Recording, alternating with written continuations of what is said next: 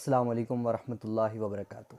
मैं हूं मोहम्मद शाहज़ेब अकबर और आज की बात के साथ एक दफ़ा फिर आप सबके सामने हाज़िर हूं।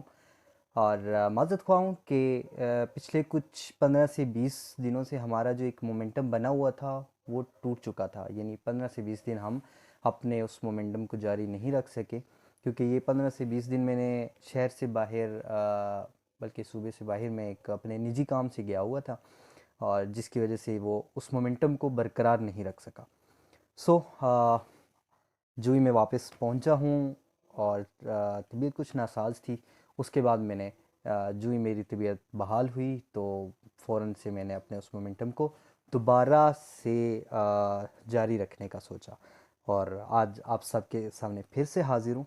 इंशाल्लाह आज हम सबसे पहले बात करेंगे करंट जो हमारी मुल्क की सिचुएशन चल रही है, क्योंकि इस टाइम सबसे इम्पोर्टेंट चीज़ हमारी करंट सिचुएशन है। क्योंकि हमें अपनी करंट सिचुएशन के बारे में ही नहीं पता। आप खुद देख लें अपने घर के बारे में, अपने रोज़मर्रा की जो आपके मामलात हैं उनके बारे में, कि हम कोई भी अपना डिसीजन नहीं ले पा रहे। अपना मंथली बजट चेक कर लें, जो हम पहले इजीली एक बजट बनाया करते थे। हर घर में एक बजट होता है मंथली, हम वो नहीं बना पा रहे। मंथली तो एक बहुत बड़ी चीज़ है, हम वीकली बजट नहीं बना पा रहे।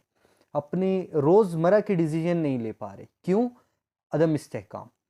हमारे मुल्क में एक ऐसा अदम इस्तेहकाम की फ़ज़ा कायम हो चुकी है कि हमें अपने अगले दिन का या अगले घंटे का नहीं पता कि हमारे मुल्क में कौन सा फ़ैसला होने लगा है, क्या फ़ैसला लिया जाएगा हमारे बारे में, हमारे कारोबार के बारे में। ख़ासकर कारोबारी तबका वो बहुत ज़्यादा मुतासिर है। मैं ये जो पिछले दिन गैर हाज़िर रहा हूँ, उन दिनों में मैं बिल्कुल फ़ारिग नहीं था। बहुत सी चीज़ें मैंने ऑब्ज़र्व की, बहुत सी चीज़ों में मैं काम कर रहा था।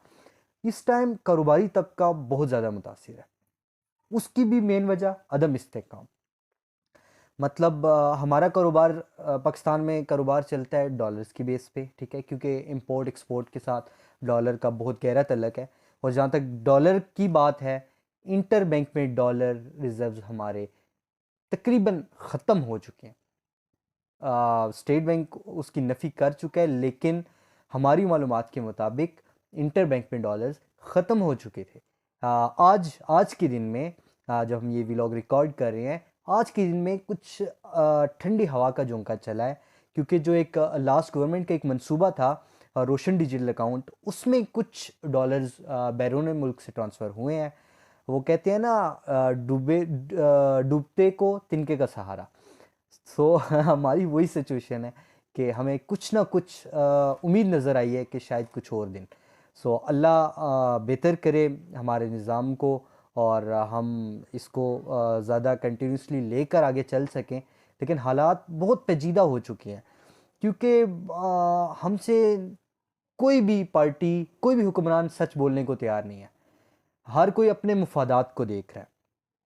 करंट गवर्नमेंट को देख लें, जिसमें बहुत सी पार्टियां मौजूद हैं, लेकिन कोई एक बयानिया मौजूद नहीं है। जैसे कि आईएमएफ, हमने लास्ट वीक भी लोग आईएमएफ पे कर चुके हैं। आईएमएफ पे हमने बहुत डिटेल से बात की, लेकिन आज फिर मैं उस पर तज़किरा इसलिए कर रहा हूँ कि आईएमएफ हमारी जान नहीं छोड़ रहा। जहाँ से हम घूम फिर के आते हैं, आगे फिर आईएमएफ आ जाता है। वो हमारी पेट्रोल प्राइसेस का मामला हो, वो हमारे टैक्सेशन का मामला हो, वो हमारे तनख्वाहदार तबके का मामला हो, हमारे कारोबारी हजरात का मामला हो, हमारे कारोबार का मामला हो। मतलब कि हर मामले में आईएमएफ की शराइत हमें मानना पड़नी है। मैंने लास्ट व्लॉग में ईस्ट इंडिया कंपनी का हवाला दिया था कि मेरी नज़र में आईएमएफ ईस्ट इंडिया कंपनी है। सो आज के आप हालात देखें तो आपको उस व्लॉग की हकीकत का पता चलेगा कि आज हम कोई भी अपना फैसला खुद नहीं कर पा रहे, हमें पहले इजाज़त लेनी पड़ती है। मतलब एक एटमी मुल्क, न्यूक्लियर पावर, और वाहिद इस्लामी न्यूक्लियर पावर, और हमें हर बात पूछनी पड़ती है। मतलब हमारे पे कोई हुक्मरान है, हमारा पाकिस्तानी हुक्मरान है, कोई जुमात हाकिम है हम पे, हम में से कोई बंदा है हाकिम, कि हमें आईएमएफ से हर बात पूछनी पड़ती है।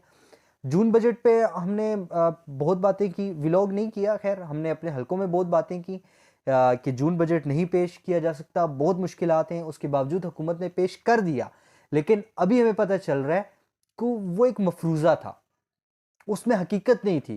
क्योंकि आप लोग देखेंगे कि जुम्मे को जो एक मरासला आ रहा है IMF का, उसके बाद पाकिस्तानी गवर्नमेंट एक नया बजट पेश करेगी, जिसमें तनख्वाहदार तबके के लिए अलहदा मुश्किलात हैं, कारोबारी तबके के लिए अलहदा मुश्किलात हैं, और बाकी अवाम के लिए तो मुश्किलात ही मुश्किलात हैं।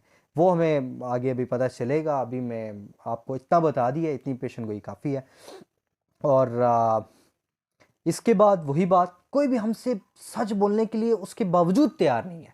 मतलब IMF की बातें मानी जा रही हैं, और फिर वो एक बयानिया, अभी तक हमें जब से गवर्नमेंट आई हमें एक बयानिया दिया जा रहा था कि ये जो पेट्रोल प्राइसेस एकदम से हम इंक्रीज़ कर रहे हैं, ये वो वाला मुआहदा है जो लास्ट गवर्नमेंट करके गई है या इमरान खान साहब करके गए हैं।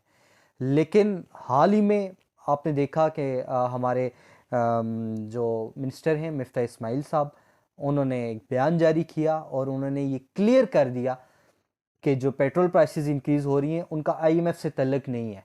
क्यों? कि IMF मानने के लिए तैयार नहीं था, वो एग्रीमेंट नहीं कर रहा था कि आप लोग पहले सच बताएं, सच बोलें। और जिस दिन इस गवर्नमेंट ने हमारी आवाम को ये एक सच बताया है कि ये जो पेट्रोल प्राइसेस इंक्रीज़ हुई हैं इसका IMF के साथ तल्लुक़ नहीं है कोई ऐसा मुआहदा नहीं हुआ IMF का पिछली गवर्नमेंट का जिसकी वजह से ये इंक्रीज़ हो रही है, बल्कि ये जो पेट्रोल प्राइसेस इंक्रीज़ की हैं ये इस गवर्नमेंट ने जो अभी रेट्स इंटरनेशनल मार्केट में चल रहे हैं उसकी बुनियाद पे की हैं, उसको देखते हुए की हैं। लेकिन अब जो मुआहदा हो रहा है, पिछली गवर्नमेंट नहीं, जो ये गवर्नमेंट मुआहदा कर रही है उसमें बाकायदा तौर पे पेट्रोल प्राइसेस पे मुआहदा हो रहा है, और 50 रुपये लीवी तक पेट्रोल पे लीवी लगेगी, जो मंथली बेसिस पे होगी। 4 से 5 रुपये मंथली इंक्रीज़ होंगे पेट्रोल पे। अभी जहाँ पे पेट्रोल प्राइसेस जहाँ पर अभी मौजूद हैं वहाँ पे नहीं रहेंगी। ये हम आपको आज बता रहे हैं कि ये इंक्रीज़ होंगी मंथली कम से कम 4 से 5 रुपये, जो अभी तक की इन्फॉर्मेशन है। कल कोई नया हुक्मनामा आ जाए, हुक्मनामा कोई नया आ जाए, उसके बारे में नहीं कहा जा सकता कुछ। इसके बाद फिर वही बात, हमें कोई कुछ सच बताने के लिए तैयार नहीं है। हमारी आवाम का ये हाल, हमारा ये हाल, हमारे पाकिस्तान का ये हाल हो चुका है, उसके बावजूद इसमें बेहतरी लाने के बजाय हमें क्या बताया जा रहा है। मौजूदा गवर्नमेंट के एक मिनिस्टर एहसन इकबाल साहब, वो हमें बताते हैं कि ये जो करप्शन है, जितनी हम करप्शन करती हैं इतनी करप्शन करके बहुत सी अक़वाम तरक्की याफ्ता ममालिक की फ़हरिस्त में शामिल हो चुकी हैं। मतलब कि ये करप्शन अच्छी है। हम किस बयानिए की तरफ जा रहे हैं? हम क्या बयानिया पेश कर रहे हैं कि ये करप्शन हलाल है? हम अपनी करप्शन को हलाल करने का बता रहे हैं। मतलब लास्ट गवर्नमेंट, उसका बयानिया था कि हम करप्शन को ख़त्म करेंगे, और उसने बहुत से केसेस बनाए। केसेस सच्चे थे झूठे थे वो एक अलग बहस है, उस पर इंशाल्लाह फिर कभी बात करेंगे। लेकिन ये गवर्नमेंट हमें क्या बता रही है, करप्शन अच्छी है। पहले भी एक वाक़या इस तरह का गुजर चुका है, जो हमारे CM है इस टाइम पंजाब के, उन्होंने एक स्कूल में बच्चों को स्पीच देते हुए ये जो करप्शन है इसकी तारीफ़ बयान की थी। और अभी एहसन इकबाल साहब जो नून लीग के रहनुमा हैं, उन्होंने करप्शन की तारीफ़ बयान करते हुए बताया है कि बहुत सी अक़वाम हमारी जितनी करप्शन करके तरक्की याफ्ता ममालिक की फ़हरिस्त में शामिल हो चुकी हैं। सो हमने अपने मुल्क से करप्शन को ख़त्म करना है। हमें ये फ़ैसला करना होगा कि हमने अपनी मुल्क से करप्शन को ख़त्म करना है या उसकी तारीफ़ करके उसको फ़रोग़ देना है। जैसे आजकल उलमा भी हमारी असम्बलियों में बैठे हुए हैं, लेकिन फ़िल्म इंडस्ट्री को बजाय इसके कि हम बहुत सी और इंडस्ट्रीज़ हैं, आवाम को रिलीफ देने के लिए और बहुत सी चीज़ें हैं जहाँ से हम टैक्सेशन ख़त्म करें, लेकिन हम फिल्म इंडस्ट्री से टैक्सेशन ख़त्म करके और फिल्म इंडस्ट्री को रिलीफ दे रहे हैं। और उसी तरह एहसन इकबाल साहब भी एक मंतक पेश कर रहे थे कि करप्शन करने से बहुत सी अक़वाम तरक्की याफ्ता ममालिक की फ़हरिस्त में शामिल हुई हैं। इतने सारे मामला जब मुल्क में चल रहे हैं, ये जितनी अभी मैंने आपसे बातें शेयर की, इसमें इतना अदम इस्तेहकाम, हमें नेक्स्ट अपने घंटे का नहीं पता, अगले घंटे का, कि मतलब क्या मामलात होने जा रहे हैं हमारे मुल्क के साथ। ऐसी सिचुएशन में एक जब मुल्क का सबसे बड़ा इत्तेहाद आपकी गवर्नमेंट में है, आपके हुक्मरान हैं वो गवर्नमेंट में हैं और सब जमातों के पास आपकी मिनिस्ट्रियां हैं, सो ये वो वक्त है कि पाकिस्तान के लिए काम किया जाए और अवाम के लिए काम किया जाए। लेकिन क्या ऐसा हो रहा है? अभी हाल ही में 2 दिन पहले पार्लियामेंट से एक कुछ कानून पास कराए गए हैं। वैसे तो हमें ये बताया जाता है ना कि ये कानून पिछली गवर्नमेंट पास करके चली गई है, हमारे हाथ बंधे हुए हैं, ये वो करके चली गई है, हमारे हाथ बंधे हुए हैं, हम कुछ नहीं कर सकते। ये पिछली गवर्नमेंट मुआहदा कर गई है, हमारे हाथ बंधे हुए हैं। लेकिन जो कानून बने हैं ये पिछले 2 दिन में, वो किसके लिए बने हैं? उनमें हाथ नहीं बंधे थे आपके। उन कानून जो कानून है वो मैं अभी आपको उनकी लिस्ट बताता हूँ। उनमें किसका फ़ायदा है, किसको फ़ायदा पहुंचा, किसने उससे फ़ायदा लिया, किसके लिए वो कानून बने? मैं आपको 8 कानून बताने जा रहा हूँ। सबसे पहले नैब तरमीम, पहला कानून जो चेंज किया है, सेक्शन 5U, सरकारी ओहदेदारों के साथ मिलकर करप्शन करने वाले आम शहरियों का नाम मुकदमात से खारिज। मतलब इस कानून पे गौर कीजिएगा, देखने में तो ये लगेगा कि आवाम के लिए है कि आम लोगों का नाम खारिज, लेकिन ये आम लोग कौन है? मकसूद चपरासी है, गोलगप्पे वाला, पापड़ वाला। इसका मकसद क्या है? करप्ट लोगों के फ्रंट मैनों और एजेंट्स को तहफ़्फ़ुज़ात फराहम करना। ये वो आम लोग हैं जिनके मैंने आपको थोड़े थोड़े अहवाल बयान किए ना, ये उनको रिलीफ देने के लिए। ये हुकूमत आई किस लिए थी कि अवाम को हम रिलीफ देंगे। जो गवर्नमेंट उस टाइम मौजूदा थी उसको बताया जाता था कि आप रिलीफ नहीं दे पा रहे, हम रिलीफ देंगे। लेकिन पैरल रिलीफ मैंने आपको बताया कि जो अपने फ्रेंड्स में ने उनको कम से कम उनको इंसाफ मिला कि उनको रिलीफ दिया गया। इसके बाद दूसरा फिर नैब तरमीम, सेक्शन 5E, बेनामीदार की तारीफ बदल दी गई। मतलब इससे किसको फ़ायदा होगा? करप्ट अफराद अब अपने बीवी, बच्चों और करीबी रिश्तेदारों के नाम पर जायदादें बना सकते हैं। वो एक हमारे एक्स प्राइम मिनिस्टर साहब हैं और उन्होंने एक बयान दिया था कि जो लोग करप्ट होते हैं ना वो अपने नाम पे जायदादें नहीं बनाते। ये हमारे एक एक्स प्राइम मिनिस्टर साहब हैं, आजकल लंदन में होते हैं। उन्होंने बयान दिया था कि वो अपने नाम पे, जो करप्ट बंदा होता है ना, सियासतदान करप्ट होता है, वो अपने नाम पे जायदादें नहीं बनाता। तो ये उन लोगों के लिए कानून लाया है कि वो अपने नाम पे ना बनाए, बीवी, बच्चों और रिश्तेदारों के नाम पे आप बना सकते हो, उनके बारे में आपसे पूछताछ नहीं होगी। इसके बाद एक और कानून, वो भी नैब के बारे में, सेक्शन 21G, बैरून मुल्क से आया सबूत काबिल कबूल नहीं होगा। मतलब पहले हम कुछ सबूत बाहर से लेके आते थे, जो यहाँ से मनी लॉन्ड्रिंग होकर बाहर जाती थी, हम बाहर वहाँ से सबूत इकट्ठे करते थे। जाहिर है इन्होंने करप्शन करके कभी भी पैसा पाकिस्तान में नहीं रखा, यहाँ से बाहर ही लेके गए हैं। जिसने भी करप्शन की, ये याद रखिएगा, जिसने भी करप्शन की, चाहे वो किसी इदारे का बंदा है, चाहे वो सियासतदान है, ब्यूरोक्रेट है, कोई भी है, जिसने करप्शन की उसने पैसा लेके बाहर गया, उसके सबूत बाहर मौजूद हैं, चाहे वो किसी फ्लैट की सूरत में हो या ज़री ज़मीन की सूरत में हो, चाहे किसी फास्ट फूड कंपनी की सूरत में हो, किसी सूरत में भी हो, वो असासे बाहर होंगे और वहाँ से जो आया हुआ सबूत होगा, चाहे वो किसी फ़ॉन्ट की शक्ल में हो, तो काबिल कबूल नहीं होगा। और इसमें किसको रिलीफ मिला है आप बेहतर समझ चुके हैं। फ़ॉन्ट का मैंने जिक्र किया, मरीम नवाज़ का जो केस चल रहा है उसमें कैडबरी फ़ॉन्ट बाहर से सबूत आया था, तो वो काबिल कबूल नहीं होगा, सो क्लीन चिट मिल गई। इसके बाद एक और है, और ये जितने भी कानून है ना, इनको NRO 2 कहें तो ज़्यादा बेहतर है। एक और कानून, सेक्शन 23, चेयरमैन किसी जगह पुलिस स्टेशन या जेल डिक्लेयर नहीं कर सकता। मतलब गवाहों की हिफाजत ख़त्म। अभी तो फिलहाल तो जितने भी गवाह हैं उनको हार्ट अटैक हो रहे हैं ना, आगे आने वाले दिनों में उनका तफज़ ख़त्म, उनको हार्ट अटैक देने की ज़रूरत ही नहीं, खुद ही वो अल्लाह की अदालत में पेश हो सकेंगे। सो नेक्स्ट कानून, सेक्शन 23, मुल्ज़म दौरान तफ्तीश अपने असासाजात को फ़रोख्त कर सकता है। इसमें थर्ड पार्टी इंटरेस्ट की वजह से तफ्तीश और असासे की बाजियाबी तकरीबन नामुमकिन हो जाएगी। इसके बाद अगला कानून, सेक्शन 9AX, सेक्शन 5S, मुफादे आमा के केस में कम अज़ कम मुतासिरीन की हद 100 कर दी गई।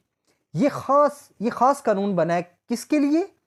ख्वाजा साद रफीक साहब, जिनके केस में मुतासरीन की तादाद 76 है। अब ये कानून जो मैं आपको बता रहा हूँ, इनमें तरमीम की क्या ज़रूरत है? मतलब जो पहले कानून है उसको 100 बंदे करने की क्या ज़रूरत है? क्यों? क्योंकि 76 बंदों का केस ऑलरेडी चल रहा है, उसको सिर्फ आपने 100 करना है, केस ख़त्म, शट। सो नेक्स्ट कानून सेक्शन 4 रेगुलेटरीज और ब्यूरोक्रेसी के बददियानत फैसलों को मुकम्मल तहफ़्फ़ुज़। इससे किसको फ़ायदा हुआ? राजा परवेज़ अशरफ और शाहिद खकान अब्बासी के केस ख़त्म। नेक्स्ट कानून सेक्शन 9A असासों की तारीफ तब्दील, मतलब शहबाज शरीफ और जरदारी के जाली टीटी बैंक अकाउंट्स के जो केस हैं वो ख़त्म। 8 कानून मैंने बताए, इस जैसे और बहुत से कानून जिनमें तरमीम की गई और खुला रिलीफ दिया गया। नैब का इदारा जो वाहिद एक इदारा था सियासतदानों को पकड़ने के लिए, उसके हाथ जकड़ दिए गए, उसको हथकड़ियाँ लगा दी गई और ऐसे जिंदान में फेंक दिया गया कि शायद ही अब वहाँ से ये बाहर आ सके। और इन लोगों को, बल्कि अब क्या अल्फाज इस्तेमाल करूँ जो हमें नोचते हैं, हमारी जो औलादों का मुस्तकबिल है, उस मुस्तकबिल को नोच नोच के खाते हैं, इनको हाथ कौन डाल सकेगा? और ये जो कानून है, इसके बारे में इसकी तस्दीक कौन करता है? ये मतलब किस बात की तस्दीक? कि ये पहले से प्लान शुदा था। ये प्लान शुदा था कि इस गवर्नमेंट ने आके ये करना है कि वो जो एक ट्रक चलता था ना, महंगाई ना मंजूर का एक ट्रक था, उसके टायरों में से हवा निकल चुकी, क्योंकि ये एक पहले से प्लान था। वो ट्रक सिर्फ अवाम को दिखाने के लिए था, ये रिलीफ खुद को देने के लिए आए हैं। क्योंकि खुर्रम दस्तगीर साहब जो रहनुमा हैं नून लीग के और मिनिस्टर हैं, उन्होंने आते ही बता दिया कि भाई हम हुकूमत में आई इस वजह से हैं कि इमरान खान साहब 100 नए जज लगाने जा रहे थे। हमें पता था कि अक्टूबर में क्या होने लगा है। हम जानते थे कि 100 नए जज लगने के बाद शहबाज शरीफ साहब, जरदारी साहब और नून लीग के बहुत से ओहदेदारान और जितने केसेस में मतलूब हैं लोग, वो सारे जेल में जाने लगे हैं। और इमरान खान साहब का 10 से 12 साल का जो टेन्योर था वो यकीनन था। सो इस सब के लिए ये गवर्नमेंट आई और हमें क्या लॉलीपॉप दिया जा रहा है वो आप सबके सामने है। अदम इस्तेहकाम की ये सूरत हाल है कि अभी कुछ देर पहले एक रिपोर्ट आई है कि भाई डॉलर्स की बुरी सूरत हाल है और आने वाले दिनों में बहुत से नए एटम बम आवाम पे गिरने के लिए तैयार है। महंगाई के आइटम बम महंगाई के आइटम बम आवाम पे गिरने के लिए तैयार है। अल्लाह हम सब का हामी और नासिर हो। दुआ करें कि पाकिस्तान के लिए बेहतर हो, अवाम के लिए बेहतर हो और इस्लाम के लिए बेहतर। आज के लिए मुझे इजाज़त दें। आज के लिए इतना ही था। आज की बात के साथ शाज़ेब अकबर को इजाज़त दें। अल्लाह।